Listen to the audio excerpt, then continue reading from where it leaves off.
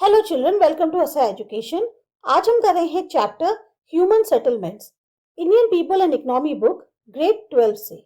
Human settlement means cluster of dwellings of any type or size where human beings live. Human settling का मतलब हुआ एक ऐसी जगह जहां पर अलग अलग तरीके के या अलग अलग साइज के ड्वेलिंग्स बने हुए हैं, रहने के स्थान बने हुए हैं जहां पर इंसान रहते हैं। For this purpose, people may erect houses and other structures and command some area and territory as their economic support base.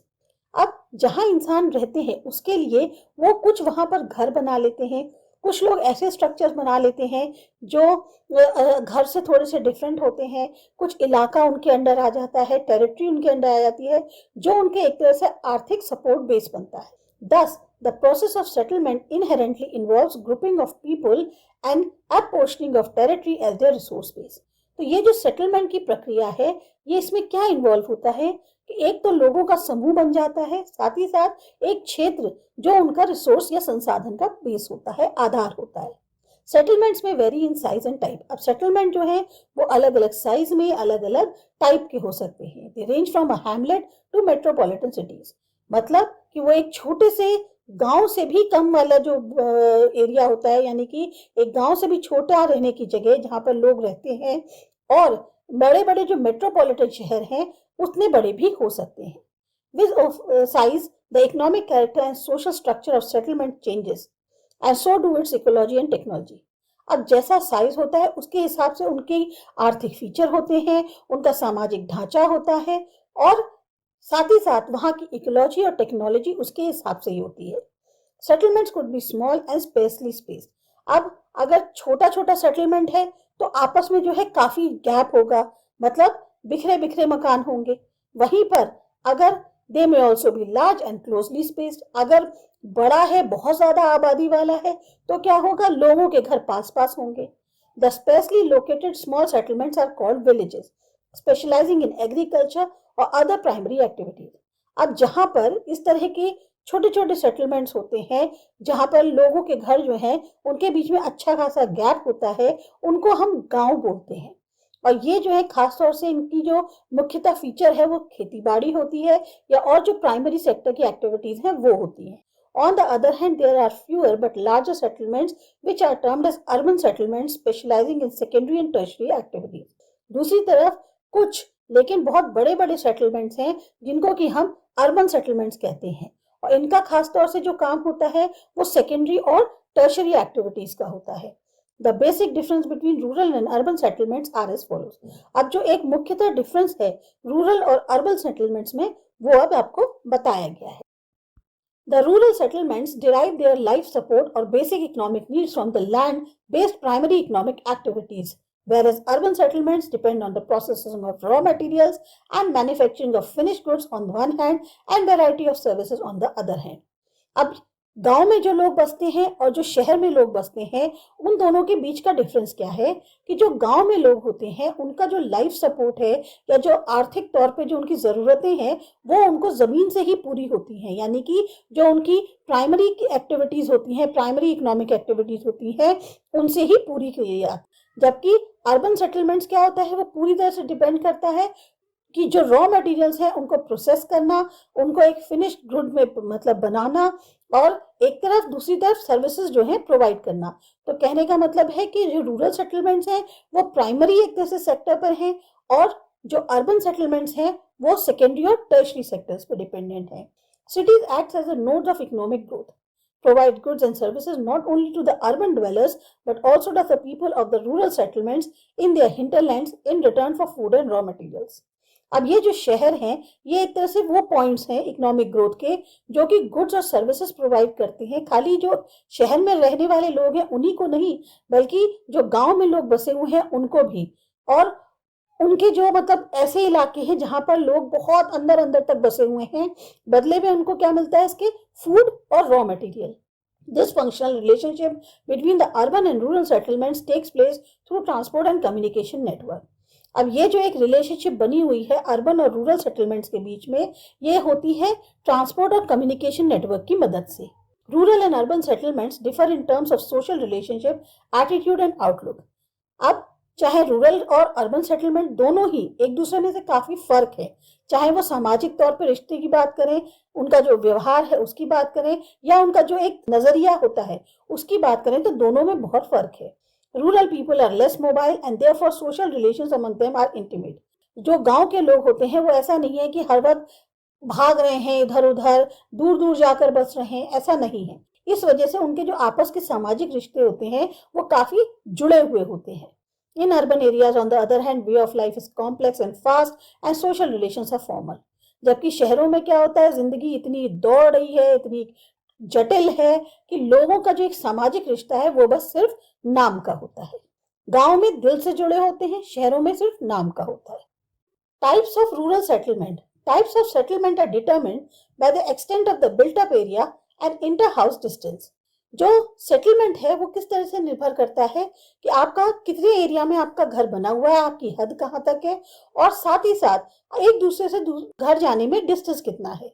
In India, compact और clustered village of a few hundred houses is rather a universal feature, particularly in the northern plains. अगर northern plains की बात करें तो एक जैसे काफी close या घनत्व आबादी वाला जो गांव है उसमें लगभग 100 के करीब मकान होते हैं।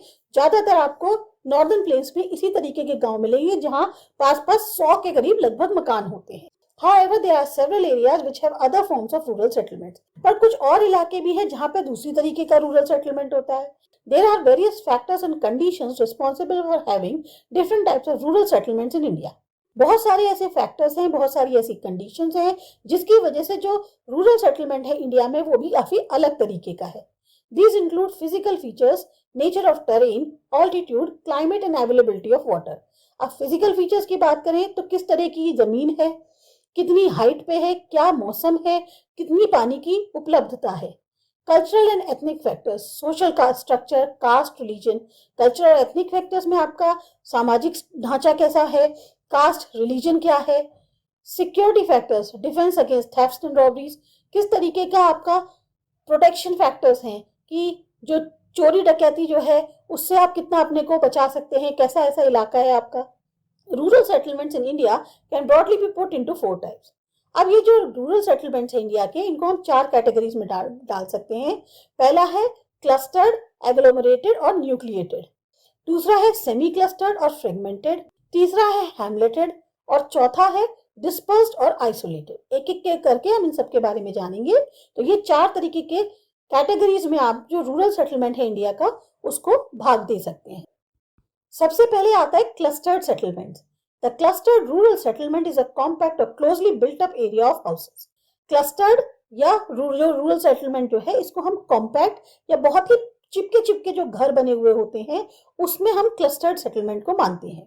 In this type of village, the general living area is distinct and separated from the surrounding farms, barns और pastures. इस तरह के गांव में क्या होता है कि जो जनरल लिविंग एरिया है वो तो फर्क हो सकता है, और दूसरा क्या है कि उसके घर के आसपास जो है आपको आइदर फार्म मिलेगा, बार्न मिलेगा या पेस्चर यानी उनके भेड़ बकरी वगैरह वो बंधे होंगे। The closely built up area and its intervening streets present some recognizable pattern or geometrical shape such as rectangular, radial, linear, etc. अब जिस तरीके से बिल्ट अप एरिया है या उसकी जिस तरह से सड़कें बनी हुई है उससे हमें एक पैटर्न समझ में आता है, ये ज्योमेट्रिकल शेप समझ में आती है कि वो जो इलाका है वो रेक्टेंगुलर उसमें बना हुआ है, रेडियल उसका एक तरह से डिस्ट्रीब्यूशन है, लीनियर है। Such settlements are generally found in fertile alluvial plains and in the northern eastern states. तो इस तरीके का जो सेटलमेंट है ये आपको ज्यादातर जो एलुवियल प्लेन्स होते हैं फर्टाइल वहां पे मिलेगा, नॉर्थ ईस्टर्न स्टेट्स में मिलेगा। Sometimes people live in compact village for security or defense reasons, such as in Bundelkhand region of central India and in Nagaland. कुछ इलाके ऐसे हैं जहां पर डिफेंस के कारणों से, सुरक्षा के कारणों से लोग जो है वो कॉम्पैक्ट विलेज में रहना पसंद करते हैं, जैसे कि बुंदेलखंड रीजन है सेंट्रल इंडिया का या Nagaland. In Rajasthan, scarcity of water has necessitated compact settlement for maximum utilization of available water resources. अब राजस्थान में क्योंकि पानी की कमी है इसकी वजह से कॉम्पैक्ट सेटलमेंट है ताकि ज्यादा से ज्यादा जो भी वाटर रिसोर्स अवेलेबल है उसका सही तरीके से इस्तेमाल किया जा सके। फिर आता है semi clustered settlement. Semi clustered or fragmented settlement may result from the tendency of clustering in restricted area or dispersed settlement. Semi clustered या फ्रेगमेंट सेटलमेंट का हुआ कि फ्रेगमेंट में जो है फ्रेगमेंट का मतलब टूटा हुआ, बिखरा हुआ। तो इस तरीके का जो सेटलमेंट है वो ज्यादातर कैसा होता है कि आप एक कोई रिस्ट्रिक्टेड एरिया है जहां सब जो सेटलमेंट है वो बिखरी हुई तरह से फैली हुई है, आबादी जो है वो बिखरी हुई है। तो ऐसे में जो है थोड़ा थोड़ा पार्ट जो है वो कॉम्पैक्ट है। More often, such a pattern may also result from segregation or fragmentation of a large compact village. जैसे होता है एक बड़ा गांव जो है वो टूट के छोटा छोटा गांव जो है बन गए हैं, तो थोड़ी थोड़ी दूरी पर जो है आपको क्लस्टर्स मिलेंगे। तो इस तरीके का जो सेग्रीगेशन है या फ्रेगमेंटेशन है वो कहलाता है semi clustered settlement. In this case, one or more sections of village society choose or is forced to live a little way away from the main cluster or a village. इस तरह के case में क्या होता है कि कुछ sections जो गांव की सोसाइटी के हैं वो ऐसे चुनते हैं कि उनको मजबूर करके कि भाई नहीं, आपको जो है जो मेन विलेज है या जो मेन झुंड है, हमारा क्लस्टर है, उससे थोड़ा दूर रहना है। In such cases, generally the landowning and the dominant community occupies the central part of the main village, whereas the people of the lower strata of society and menial workers settle on the outer flanks of the village.